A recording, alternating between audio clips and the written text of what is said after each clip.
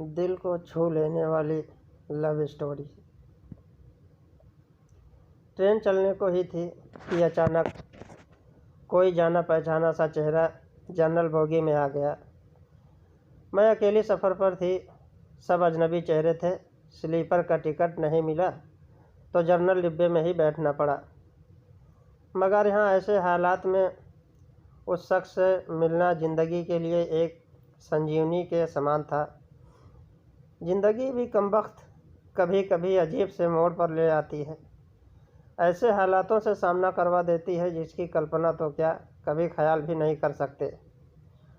वो आया और मेरे पास ही खाली जगह पर बैठ गया।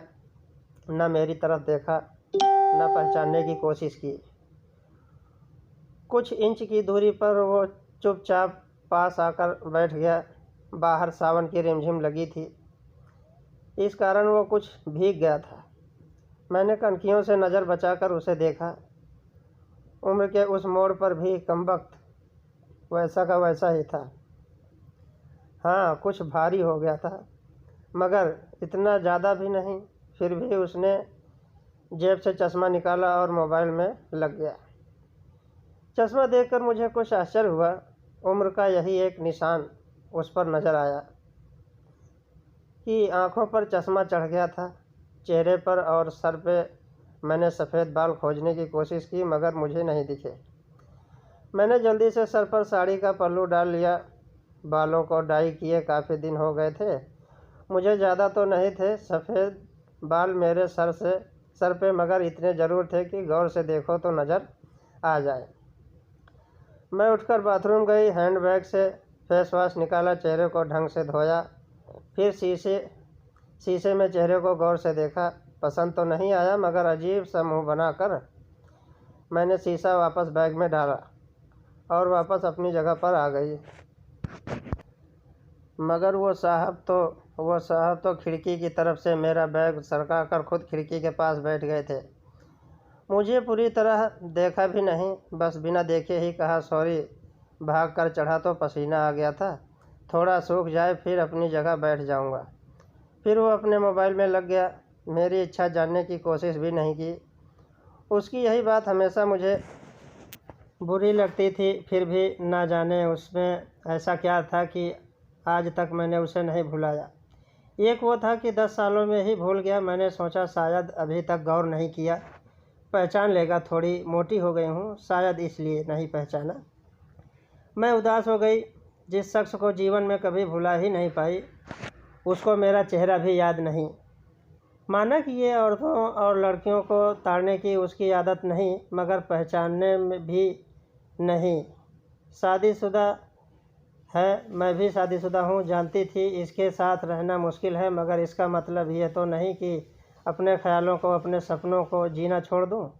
एक तमन्ना थी कि कुछ पल खुल के उसके साथ गुजारूँ। माहौल दोस्ताना ही हो, मगर हो तो सही।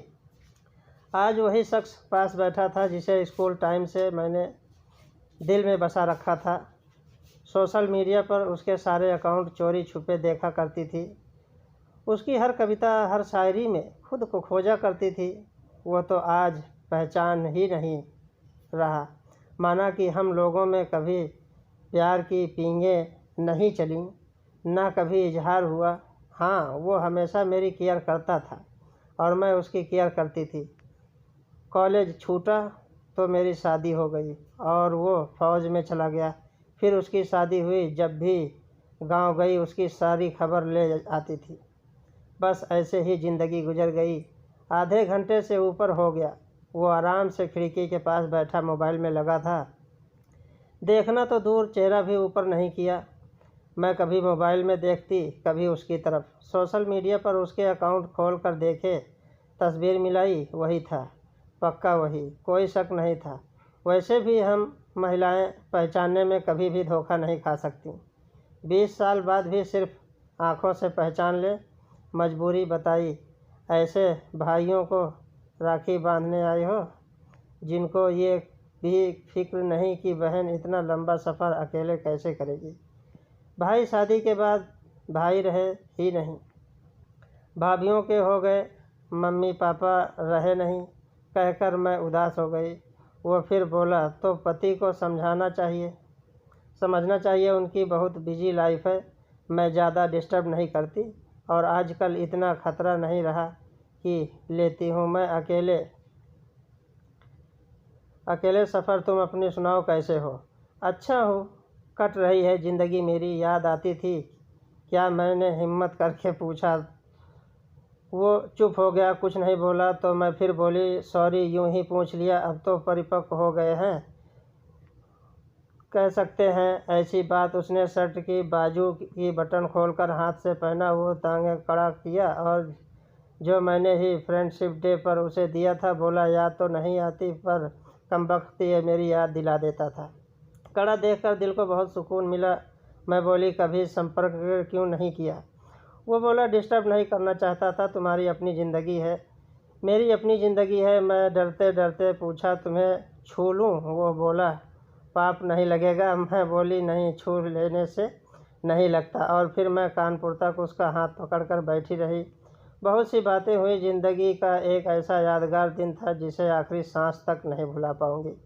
वो मुझे सुरक्षित घर छोड़ कर गया, रुका नहीं, बाहर से ही चला गया। जम्मू थी उसकी ड्यूटी, चला गया। उसके बाद उससे कभी बात नहीं हुई क्योंकि हम दोनों ने एक दूसरे को फ़ोन नंबर नहीं लिए। हालांकि हमारे बीच कभी भी नापाक कुछ भी नहीं हुआ। एक पवित्र सा रिश्ता था, मगर रिश्तों की गरिमा बनाए रखना ज़रूरी था। फिर भी 1 महीने बाद मैंने अखबार में पढ़ा कि वो देश के लिए शहीद हो गया। क्या गुजरी होगी मुझ पर वर्णन नहीं कर सकती, उसके परिवार पर क्या गुजरी होगी पता नहीं। लोक लाज के डर से मैं उसके अंतिम दर्शन भी नहीं कर सकी। आज उससे मिले 1 साल हो गया है। आज भी रक्षाबंधन का दूसरा दिन है।